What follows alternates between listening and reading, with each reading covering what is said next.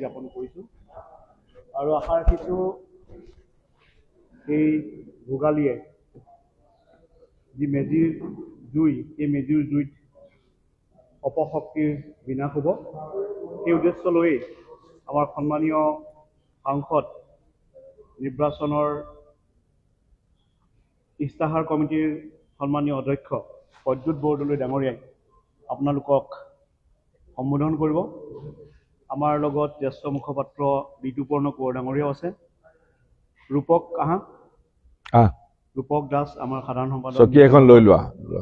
আমি আপোনালোকক আদৰণি জনাইছোঁ আৰু সন্মানীয় মেল আৰম্ভ কৰিবৰ কাৰণে অনুৰোধ জনাইছোঁ।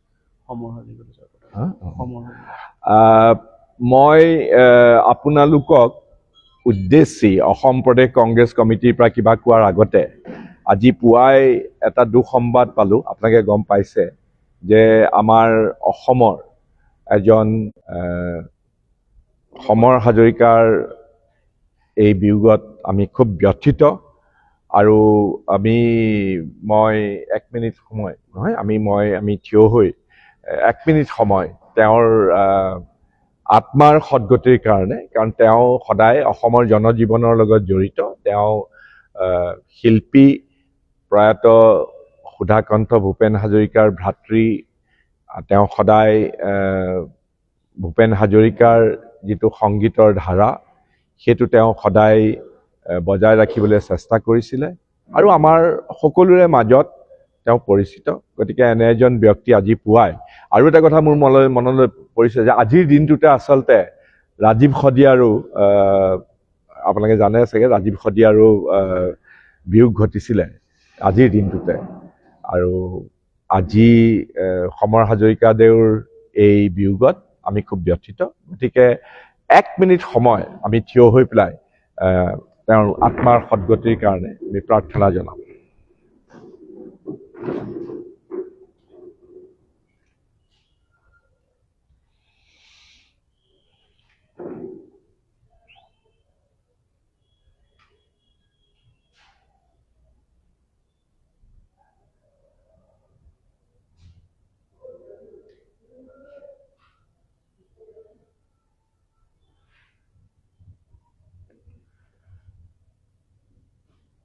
Thank you. Om Shanti.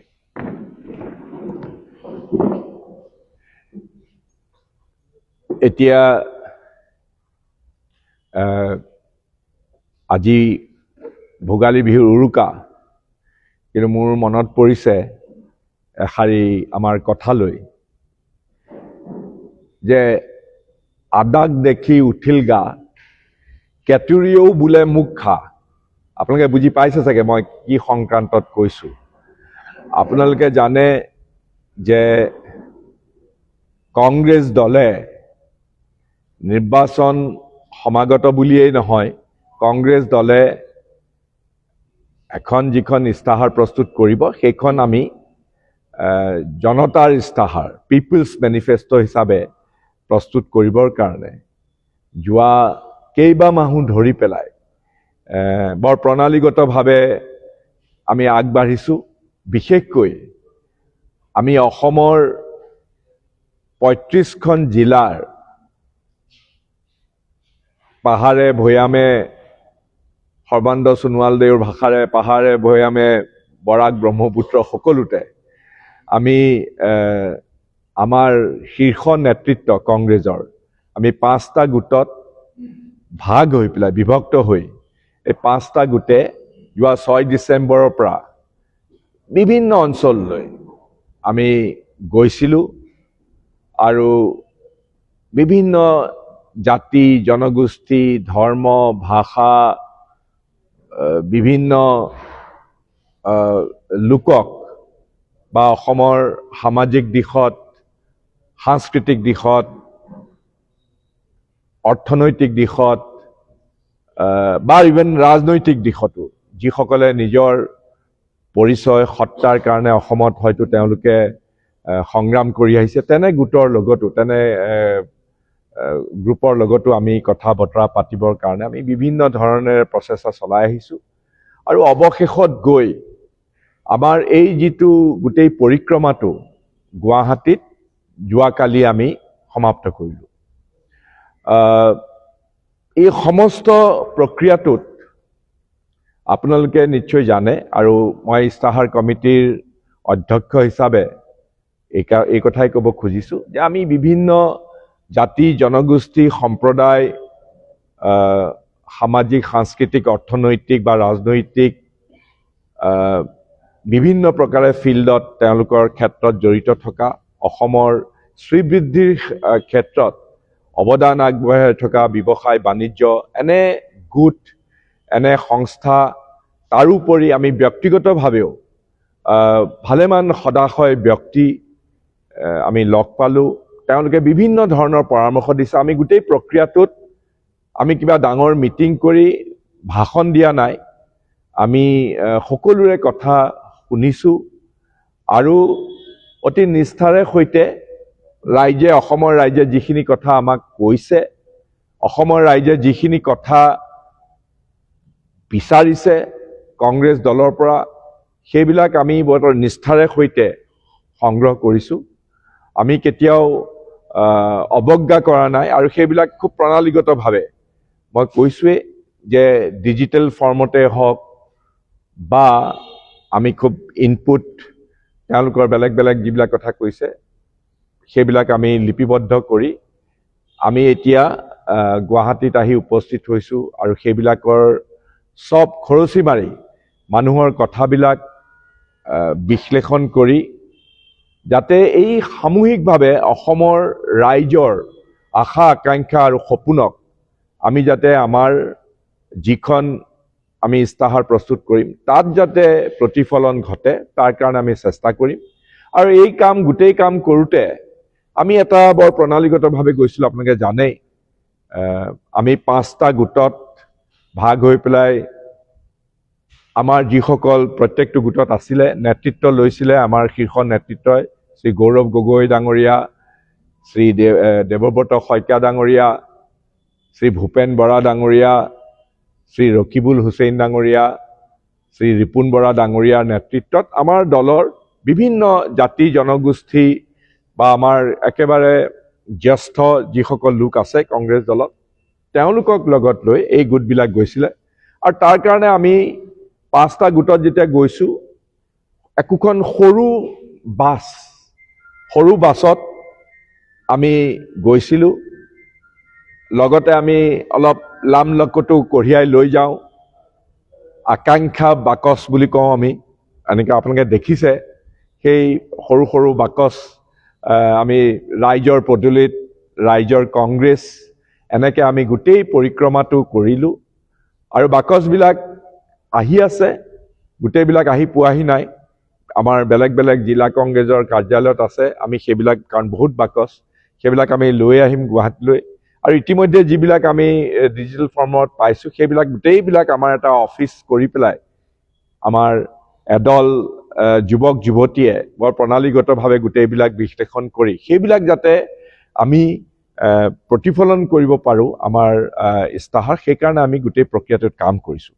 মই আৰম্ভণিতে আপোনালোকক ক'লোঁ যে আদাক দেখি উঠিল গা, কেতুৰিও বোলে মোকো খা। আপোনালোকে বুজিয়েই পাইছে মই কাৰ কথা কৈছোঁ। হঠাতে পৰহি দিনাখন চাগে, পৰহি আগৰ দিনাখন হঠাতে বিজেপি দলে ঘোষণা কৰিলে বোলে তেওঁলোকেও এনেকুৱা ধৰণৰ জনসাধাৰণৰ আকাংক্ষা তেওঁলোকে শুনিব, শুনি পেলাই সংকল্প ল'ব। মই এই কথাটো ভাল পাইছোঁ এইকাৰণে যে আপোনালোকে জানে যে যেতিয়া ইনফ্লুৱেঞ্চাৰ বুলি এটা কথা আছে নহয় ইংৰাজীত, যে যেতিয়া কোনোবাই কিবা এটা কাম কৰে গুণমুগ্ধসকলে সেইটো নকল কৰে।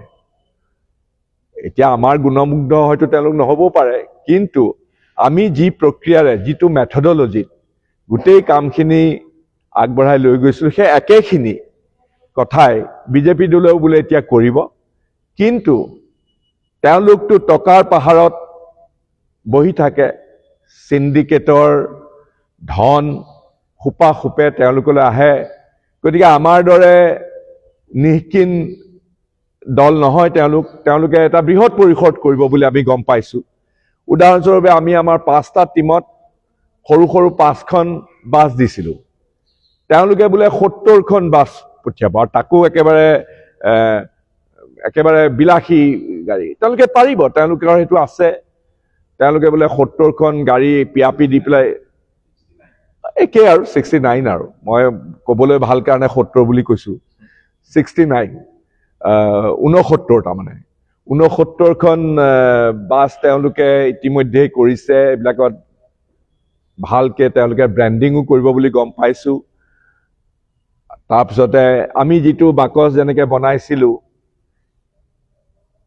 মোৰ ৰুমত আছে, চোৱাচোন বাকচটা লৈ আহাচোন, মোৰ ৰুমতে আছে, আপোনালোকে দেখিছে। তেনেকুৱা বাকচ তেওঁলোকে বোলে একেবাৰে শ এনেকে বনাবলৈ অৰ্ডাৰ দিছে, ভাল কথা।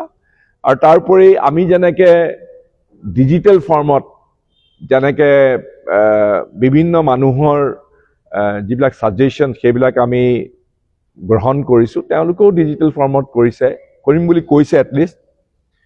আৰু সকলোতে আমি দেখিছোঁ যে আমি যিটো প্ৰক্ৰিয়া কৰিছোঁ সেই একেটা প্ৰক্ৰিয়া তেওঁলোকে কৰিব খুজিছে। আৰু সেই কথাটো আমি ভাল পাইছোঁ। অন্ততঃ হাইঠা মাটিত পৰিলে, হাইঠা মাটিত পৰিছে, এইটোৱেই ইয়াতে থোৱা। আপোনালোকে দেখিছে এইবিলাক সেইটো আমি আকাংক্ষা বাকচ বুলি কওঁ, সৰু বাকচ, একেবাৰে পাতল।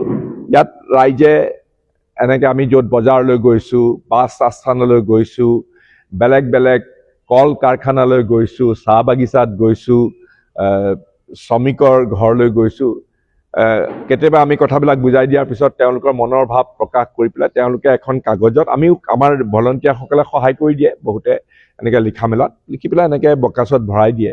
সেইবিলাক আমাৰ কাৰণে অত্যন্ত মূল্যৱান, কাৰণ এইটো জনতাৰ যিটো ইস্তাহাৰ, হয়তো আমি চব কথা আমাৰ ইস্তাহাৰত সন্নিৱিষ্ট কৰিব নোৱাৰোঁ, কাৰণ ইমান আহিছে। কিন্তু আমি যোৱা গোটেই প্ৰক্ৰিয়াটোত মই অফিচত গুৱাহাটীত আহি পেলাই গন্তি কৰি দেখিলোঁ প্ৰায় 1000 আমাৰ দল, সংগঠন, গোট, আনকি ব্যক্তিগত মানুহ বা বেলেগ বেলেগ ধৰণে আমি গোটেইবিলাক আমি পাইছোঁ গোটেই অসমতে। 1000 মানে মই আনুষ্ঠানিকভাৱে যিখিনি আলাপ আলোচনা এইবিলাকৰ কথা কৈছোঁ। যিয়ে নহওক লাগিলে এইটো আজি বিজেপি দলে কৰিছে, আৰু তেওঁলোকে আৰম্ভ কৰা নাই, কৰিব বোলে। এইটো খুব ভাল কথা, কাৰণ আগতে তেওঁলোকে বহুত কথা বহুত লিপিবদ্ধ কৰিছে। মোৰ মনতেই পৰে যে এইখন তেওঁলোকে আসাম ভিজন ডকুমেণ্ট কৰিছিলে 2016 চনত। আপোনালোকে জানেই 10 বছৰীয়া ভিজন ডকুমেণ্ট। আৰু এইখন ভিজন ডকুমেণ্ট কৰোঁতে তেওঁলোকে এনেধৰণে জনতাৰ কথা শুনিছিল না মই নাজানো, মোৰ মনত নপৰে, কৈছে যদিও ভাল কথা। কিন্তু আজি হঠাতে তেওঁলোকে সাধাৰণ মানুহলৈ মনত পৰিছে, তেওঁলোকৰ সাধাৰণ মানুহৰ ওচৰলৈ যাব বুলি কৈছে। আৰু ঠিক যেন কংগ্ৰেছ দলৰ লগত প্ৰতিযোগিতা কৰি তেওঁলোকে আৰু বহল পৰিসৰত তেওঁলোকে কৰিব, আৰু সেই কথাবিলাক আমি শুনিছোঁ। কিন্তু মই দুটা কথাই ক'ম। এই 10 বছৰীয়া যিটো ভিজন, আমি ইস্তাহাৰ বুলি কওঁ, তেওঁলোকে ভিজন ডকুমেণ্ট বুলি কৈছে। এতিয়া কৰিব যে সংকল্প, আমি কৈছোঁ যে ৰাইজৰ পদূলিত ৰাইজৰ কংগ্ৰেছ, তেওঁলোকে কৈছে আকাংক্ষা ৰাইজৰ, সংকল্প বিজেপিৰ। তাৰমানে ৰাইজৰ আকাংক্ষা তেওঁলোকে, আমি যেনেকৈ এইটো আকাংক্ষা বাকচ বুলি কৈছিলোঁ, আকাংক্ষা তেওঁলোকে চাগে সন্নিৱিষ্ট কৰিব এনেধৰণেৰে সৈতে, আৰু তাৰপিছত তেওঁলোকে সংকল্প ল'ব। কিন্তু এই সংকল্প তেওঁলোকে আগতেও লৈছিলে 2016 চনত, আৰু আমি এই গোটেইবিলাক চালোঁ। এতিয়া সেইকাৰণে এতিয়া আমি ক'ব খুজিছোঁ যে এই ভিজন ডকুমেণ্ট তেওঁলোকে যিবিলাক লৈছিলে তাৰ কোনো মানেই নাই। কাৰণ তেওঁলোকে এইবিলাক সাধাৰণতে কিয় কৰা হয়, এইবিলাক পাথেয় হিচাপে ল'ব লাগে এটা ৰাজনৈতিক দলে, ৰোড মেপ হিচাপে। সেই ৰোড মেপ কৰোঁতে তেওঁলোকে ক'ৰবাত কিবা অসুবিধা হ'ব পাৰে ইমপ্লিমেণ্টেশ্যনত, কিন্তু সেইবিলাক যাতে পূৰণ কৰে, সেইটোৱেতো ভিজন ডকুমেণ্ট বা ইস্তাহাৰ। এতিয়া সেইকাৰণে আমি ক'ব খুজিছোঁ বিজেপিৰ লক্ষ্যভ্ৰষ্ট ভিজন ডকুমেণ্ট এইখন। ইয়াত এনে কিছুমান গুৰুত্বপূৰ্ণ কথা তেওঁলোকে কৰিছিলে যিবিলাক সম্পূৰ্ণভাৱে তেওঁলোকে ওলোটা খৰ মাৰিছে। মই বাকী কথাবিলাকলৈ নাহোঁৱেই, আজি অসমৰ মানুহৰ কাৰণে এই যে তেওঁলোকে যিটো সাম্প্ৰদায়িক মেৰুকৰণৰ ৰাজনীতি কৰিবলৈ গৈ পেলাই এসময়ত তেওঁলোকে যিবিলাক কথা গ্ৰহণ কৰিছিলে সেই গোটেই কথাবিলাকে তেওঁলোকে নাইকিয়া কৰি পেলালে। এইখন ভিজন ডকুমেণ্ট কৰোঁতে 2016 চনত হিমন্ত বিশ্ব শৰ্মা ডাঙৰীয়া মুখ্যমন্ত্ৰী নাছিলে, মানে ইয়াৰ পিছতে হৈছে তেওঁলোকৰ মুখ্যমন্ত্ৰী সৰ্বানন্দ সোণোৱাল ডাঙৰীয়া আছিলে। অসমৰ গোটেই জনজীৱনক এটা গত লগাবৰ কাৰণে যিবিলাক ইয়াত ৰাজনীতি হয়, মানুহৰ মনত অনুবৰতে ভয় দেখুৱাই পেলাই, অনুবৰতে এটা শংকাৰ পৰিৱেশ কৰি পেলাই আমাৰ মানুহবিলাকক যি ধৰণেৰে গোটেই মানুহবিলাকক বন্দী কৰি ৰাখে, সেইবিলাকৰ সমাধান কৰিবৰ বাবে আপোনালোকে জানে যে অল আছাম ষ্টুডেণ্টছ ইউনিয়ন আৰু ভাৰত চৰকাৰ আৰু অসম চৰকাৰ তৰুণ গগৈ ডাঙৰীয়াৰ শাসনকালত ত্ৰিপাক্ষিক বৈঠকৰ পিছত আমি NRC-খন কৰিব খুজিছিলোঁ। আৰু এই NRC-খনৰ মূল উদ্দেশ্য হ'ল যে অসম চুক্তিক ৰূপায়ণ কৰাটো। আৰু এই NRC-ৰ গোটেই বস্তুটো সকলোৱে গ্ৰহণ কৰিলে। এতিয়া ইয়াত তেওঁলোকে, মই ভিজন ডকুমেণ্টতে ক'ব খুজিছোঁ, মই পঢ়িটো তবত মানিছোঁ, এতিয়া বহুত দিনৰ মূৰত পঢ়িছোঁ যে implementing the Assam accord in letter and spirit, তেওঁলোকে 2016 চনত ক'লে যে constitutional, legislative, social and cultural safeguard as per the clause 6 of Assam accord. আৰু বহুত কথা কৈছে তেওঁলোকে, কিন্তু এই যিটো কথা তেওঁলোকে ইমান এনেকুৱা ভিজন ডকুমেণ্টত ক'লে সেইবিলাকতো সম্পূৰ্ণৰূপে ওলটা আখৰ মাৰিলে তেওঁলোকে। এতিয়া আছাম একৰ্ডখনেই তেওঁলোকে আত্মাটোৱেই মাৰি পেলালে। প্ৰত্যেকটো ৰাজনৈতিক দল, অল আছাম ষ্টুডেণ্টছ ইউনিয়নৰ দৰে যিসকলে আন্দোলন কৰিছিলে সকলোৱে একেলগে বহি এই আছাম একৰ্ডখন কৰিলে।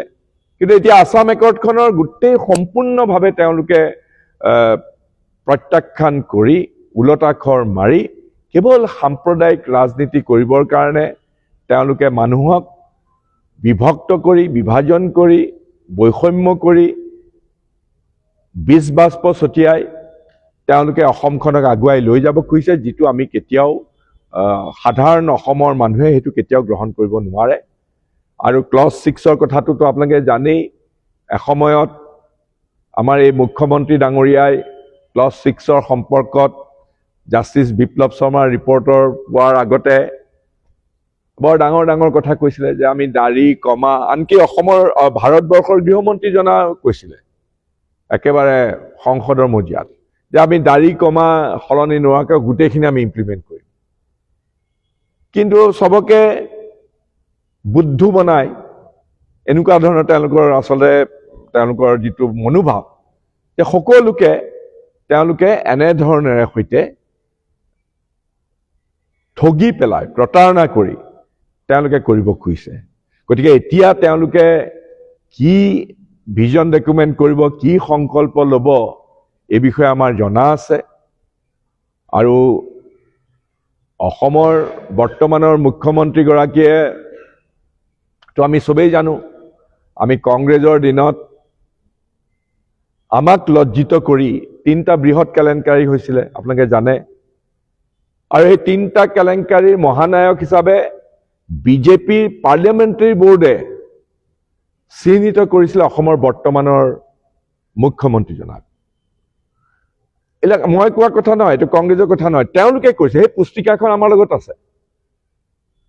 কিন্তু যেই এই মুখ্যমন্ত্ৰীজনাৰ ইডি আহিলে, CBI আহিলে, বেলেগ বেলেগ আহিলে, তাৰপিছতে তেওঁ গোটেইবিলাক ইয়াৰ পৰা পৰিত্ৰাণ পাবৰ কাৰণে তেওঁ বিজেপি দলত যোগদান কৰিলে আৰু তেওঁ ধোৱা তুলসীপাত হৈ পৰিলে।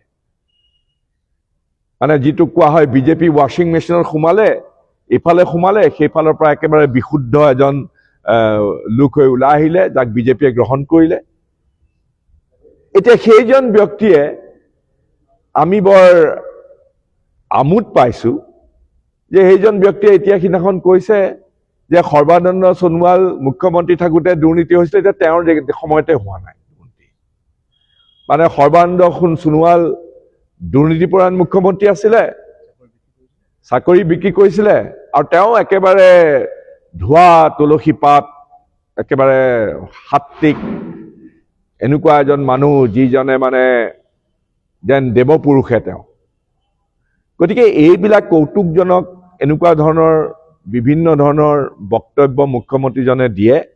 কিন্তু আমি দাবী জনাইছোঁ কংগ্ৰেছ দলৰ পৰা যে আজি অসমৰ ইটো মূৰৰ পৰা সিটো মূৰলৈ যিটো তেওঁলোকে সিন্ডিকেট ইকনমিটো ইনষ্টিটিউচনেলাইজ কৰি পেলাই, চেন্ট্ৰেলাইজ কৰি পেলাই বছৰি এতিয়া আমাৰ যিটো আমি কংগ্ৰেছ দলে যিটো হিচাপ কৰিছিলোঁ 12,000 কোটি টকাৰ তেওঁলোকে টকা সংগ্ৰহ কৰে, নগদ টকা। আৰু এইবিলাক আমাৰ ৰাজ্যৰ ইয়াৰ পৰা টেক্স, এই টকা যিটো সংগ্ৰহ কৰে, কিবা বোলে GST হওক, কিবা বোলে অইন টেক্স হওক, ভেট হওক,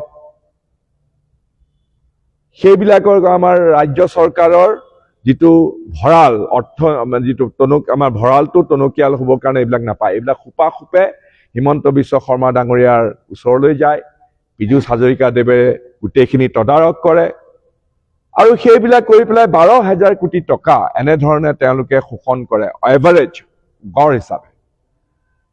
চাৰিওফালে চিণ্ডিকেটৰ ইকনমি তেওঁলোকৰ। আৰু তাৰ বিপৰীতে আপোনালোকে গমেই পাইছে যে এটা সময়ত 2016 চনত যেতিয়া অসমৰ মুখ্যমন্ত্ৰীজন বিত্তমন্ত্ৰী হ'ল, সৰ্বানন্দ সোণোৱাল ডাঙৰীয়া মুখ্যমন্ত্ৰী হ'ল, আমাৰ এতিয়াও মনত পৰে যে অসম বিধানসভাৰ মজিয়াত যেতিয়া তেওঁ বাজেট দিবলৈ গৈছিলে বিত্তমন্ত্ৰী হিচাপে, অপজিশ্যনত বিৰোধী পক্ষত বহি আছিলে অসমৰ প্ৰাক্তন মুখ্যমন্ত্ৰী তৰুণ গগৈ ডাঙৰীয়া। আৰু তৰুণ গগৈ ডাঙৰীয়াক এতিয়াৰ মুখ্যমন্ত্ৰীজনে এনেকৈ আঙুলি জোকাৰি জোকাৰি বিভিন্ন প্ৰকাৰে অশালীন কথা কৈ পেলাই তেওঁ দোষাৰোপ কৰিছিলে বোলে তৰুণ গগৈ ডাঙৰীয়াই 10,000 কোটি টকা আগৰ চৰকাৰৰ দিনত ঋণ গ্ৰহণ কৰিছিলে অসমে, সেইখিনি বুজা দি গৈছে। এতিয়া সেইজন মানুহে যিটো ঋণং কৃত্তা ঘৃতং পিবেত বুলি কোৱা হয়, যে সোপে কেৱল অসমৰ যিমানবিলাক আমাৰ বণ্ড আছে, যিটো কংগ্ৰেছ চৰকাৰৰ দিনত আমি বণ্ডবিলাক কিনিছিলোঁ, তেনেকৈ আমাৰ ফিক্সড ডিপজিট থাকে, সেইবিলাক ভঙাইছে।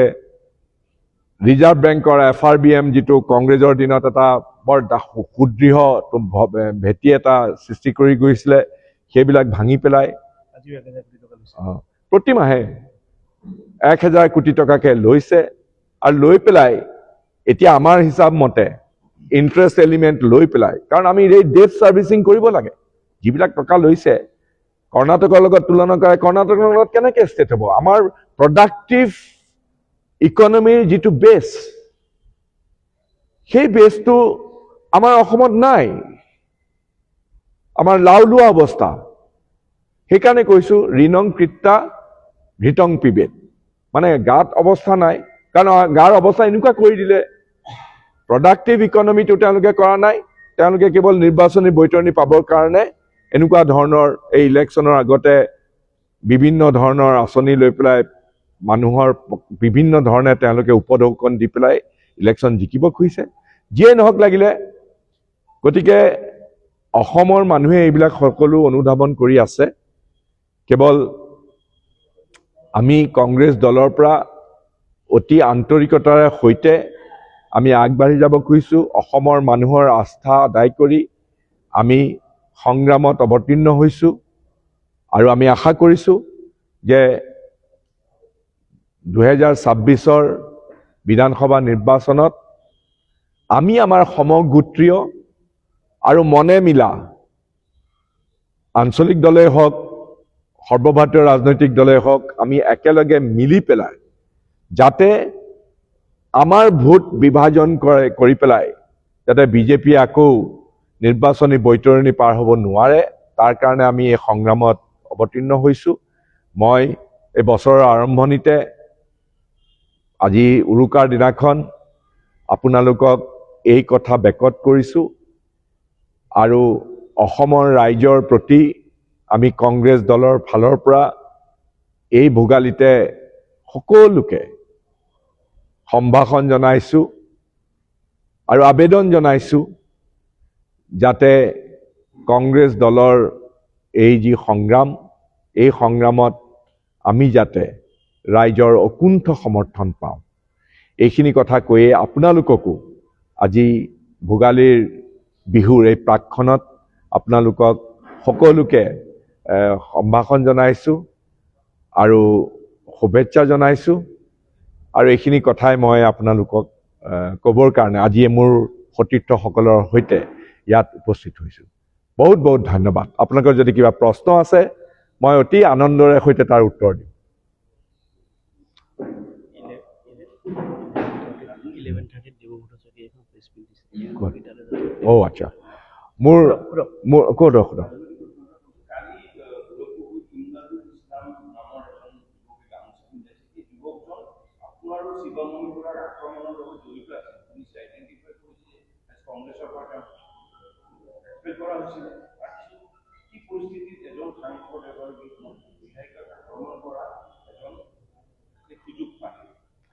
আচলতে মই কথাটো বুজাই দিছোঁ।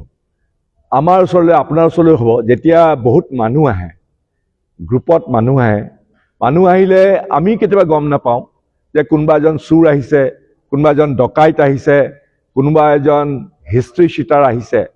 আমাৰ সভাপতিৰ ক্ষেত্ৰতো সেইটো হৈছে, কাৰণ মই তেওঁক সুধিলোঁ। কাৰণ এই ইমদাদুল বোলা মানুহজনক মইতো নাজানিছিলোঁ। নগাঁৱৰ পুলিচে চাৰ্জশ্বিট দিছে আৰু তেওঁ যিখন গাড়ীত পঞ্চায়ত নিৰ্বাচনত মই আৰু মোৰ লগত আমাৰ মাননীয় বিধায়িকা শিৱামণি বৰা গৈছিলে। আপোনালোকে জানে যে মুখত ক'লা কাপোৰ বান্ধি পেলাই মোৰ ওপৰত আক্ৰমণ হৈছিলে। কথমপি সাৰি আহিলোঁ, গোটেইখন গাড়ী চুচুৰমুই কৰিলে আৰু পিছত নগাঁও পুলিচে গোটেইবিলাক বিচাৰি পেলাই এই মানুহজনক জেললৈ পঠিয়ালে। চাৰ্জশ্বিটো দিলে বোলে। তেওঁ জেলৰ পৰা অলপতে ওলাই আহিছে হেৰি লৈ পেলাই বেইলত। কিন্তু সেই মানুহজনক আমাৰ কোনোবাই, আমাৰতো আস্থাই আৰু কেনেকুৱা কেতিয়াবা অপৰাধীক ৰক্ষণাবেক্ষণ দিয়া আমাৰ মানুহ আমাৰ দলতো নোহোৱা নহয়। গতিকে তেনেকুৱা চাগে লৈ গ'ল গৌৰৱ গগৈৰ ওচৰলৈ। তেওঁ জানি খুব দুখ পাইছে মই যেতিয়া কথাটো আঙুলিয়াই দিলোঁ। গতিকে সেইটো কেতিয়াবা আমাৰ ক্ষেত্ৰতো হ'ব পাৰে, আমিতো নাজানো কোন। আৰু মইতো সঁচা কথা ক'ব গ'লে ইমদাদুল বোলা মানুহজন যদি মোৰ ওচৰলৈ আহে মই চিনিয়ে নাপাম তেওঁ। তেনেকুৱা ধৰণৰ এটা ঘটনা নিশ্চয় হৈছে।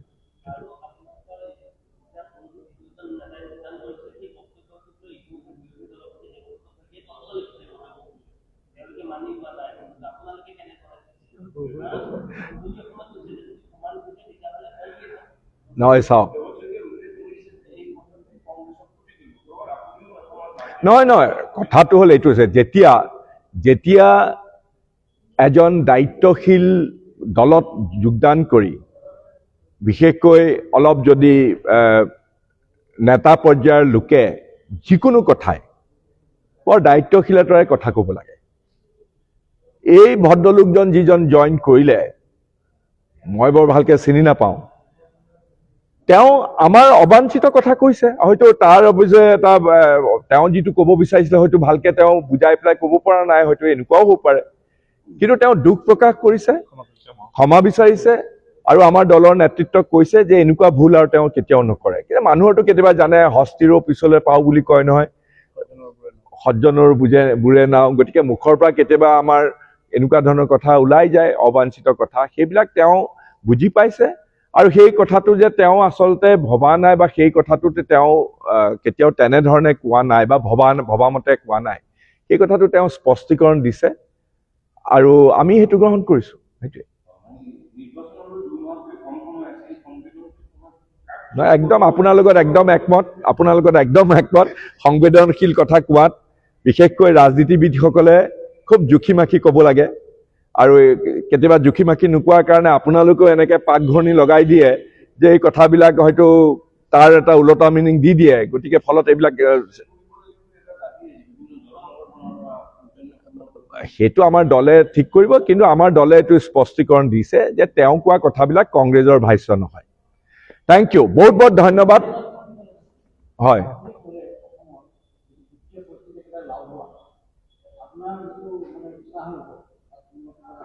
আমি এটা কথা মই কৰিব খুজিছোঁ, আপুনি সুধিলে কাৰণে কৈছোঁ। আমি কংগ্ৰেছ দলে কেৱল দোষাৰোপ কৰিয়ে, বিজেপি দলক গালি পাৰিয়ে আমি কেতিয়াও নাথাকোঁ।